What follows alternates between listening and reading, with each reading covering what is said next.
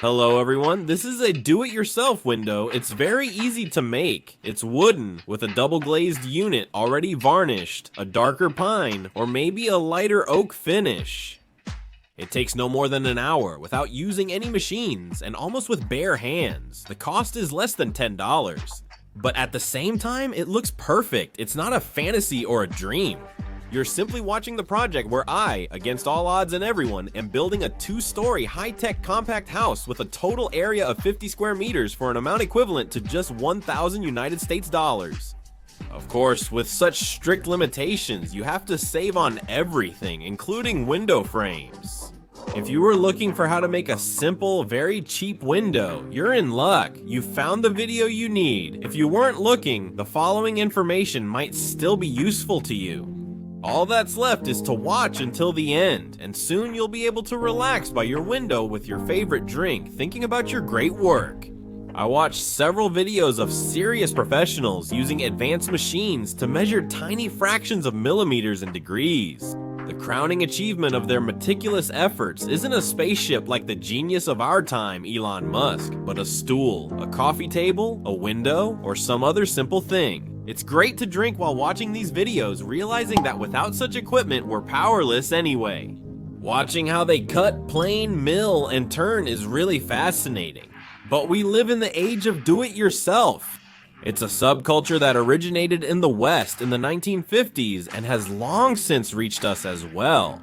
The growth of this subculture in various countries has always been fueled by the arrival of home improvement hypermarkets. Why? Because their selection often includes things that can make life much easier for do-it-yourself enthusiasts. In our case, you can easily buy doorframe blanks there. Having them will make our task much easier. It will nearly remove the benefits for home workshop owners, even those with small production facilities. There is usually a choice. You can get unfinished blanks and then give them any color and shade you want. You can buy pre-toned and lacquered ones, or even ones veneered with natural oak and already coated with lacquer. These are exactly the blanks I will be using. The price is also in their favor. For some reason, there's a very big discount on them. This is old stock. They cost only 3 rubles 60 kopecks each, which converted to more familiar currency is less than $2 for a 2-meter blank. For cutting and trimming, you can easily use an ordinary handsaw for wood, preferably not a worn out one, but rather a fairly sharp one. I use a jigsaw only because I have one. Running our small family business, I had to learn how to use it. For beginners, using a sharp handsaw may be easier since a jigsaw requires precise adjustment. To make a straight cut with a handsaw, just mark the cutting line properly.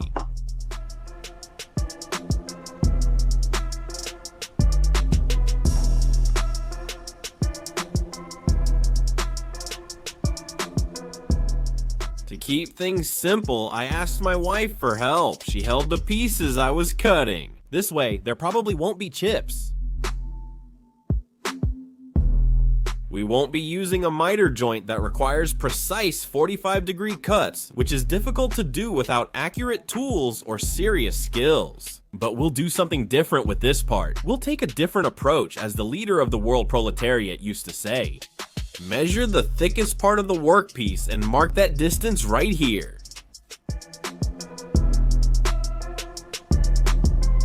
You can mark it even without measuring tools, just by holding it up. I mentioned that it's preferable to use a good wood saw, but since I don't have one, I first cut the decorative veneer with a metal saw. After that, even a dull saw shouldn't ruin it.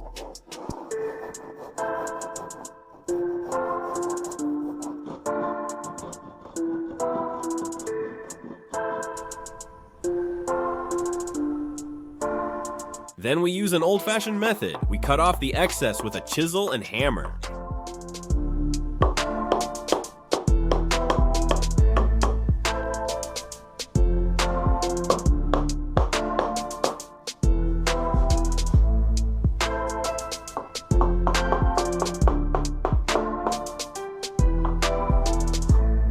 Nice job.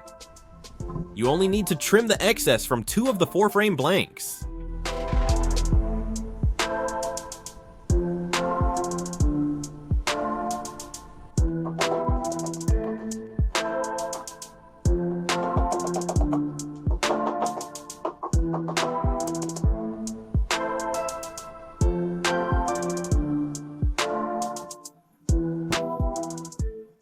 The blanks are ready, let's start joining them together. Furniture screws, conformat screws, are ideal here. They secure everything well, making it strong even without glue.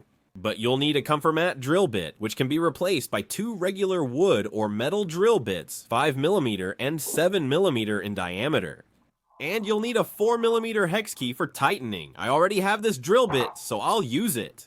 If I didn't have it, it wouldn't take much longer. Drill first with a 5mm bit, then use a 7mm bit to the depth of the fastener's thick part.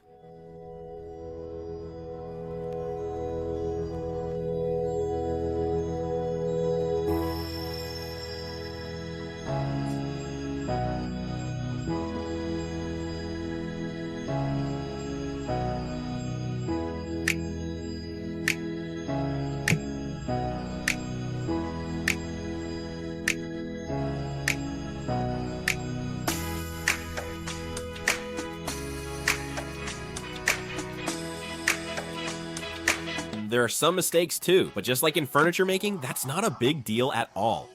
Unscrew the conferment.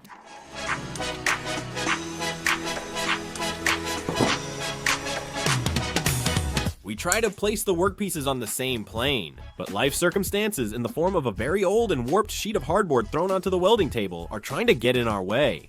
Wood chips from the chiseled grooves help out. Once adjusted, we drill the second hole and screw in the conferment.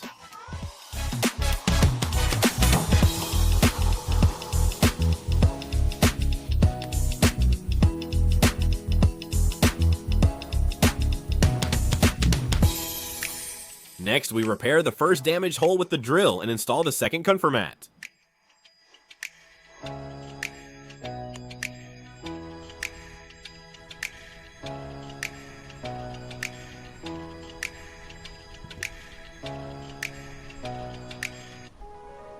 It worked again. You can now see through the frame. Next, I degrease the areas where the glass will make contact. Here are the principles I follow in this super mega budget construction. First, I do everything myself. We, residents of the post-Soviet space, aren't as materialistic as Americans and Europeans. We usually don't count our own labor for our own benefit as if we gift it to ourselves. That's why the cost of the work to make such a window. How can I charge myself money if it's zero? I could pour a drink, but that's not the best way to clean, and my wife might not like it. I want to stress this applies only to myself or very close people. The second principle is to develop the skill of buying things cheaply. Often, many people already have this skill pretty well developed on a genetic level. People rarely splurged, as they say, since they couldn't afford it. First, the Tsar and landlords oppressed people, then the Communist Party enforced ascetic living, and finally, oligarchs took the people's wealth for themselves. So we wander around, lost, looking for discounts, descendants of workers and peasants.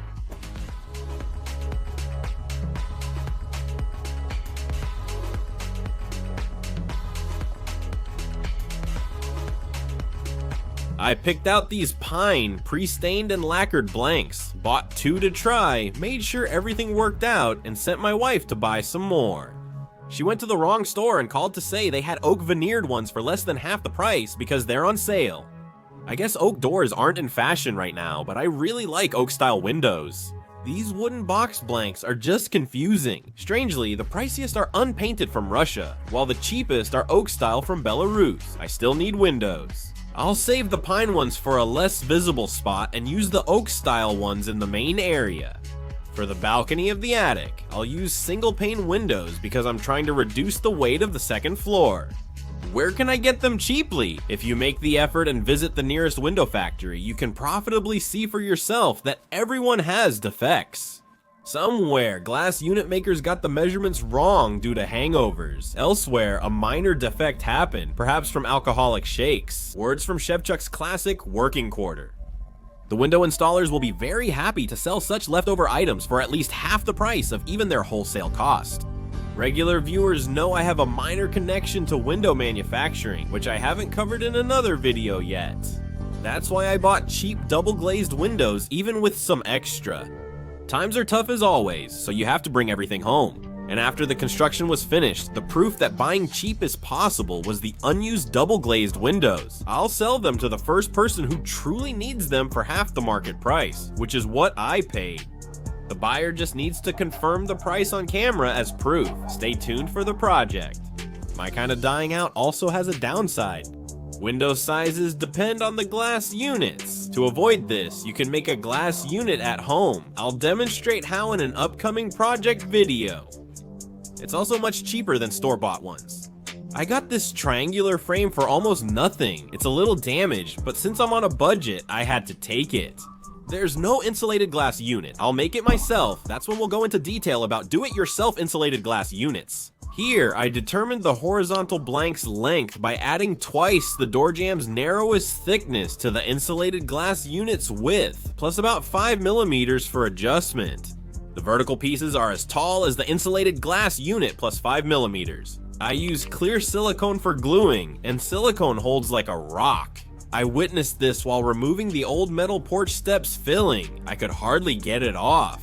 I could only take it apart after cutting it. That's why the window glazing bead is just decorative here. It doesn't need to hold the glass like in a traditional window. But you'll still have to cut the glazing bead at a 45-degree angle. You can do this with a cheap Chinese miter box, or you can use a virtual one, like I do.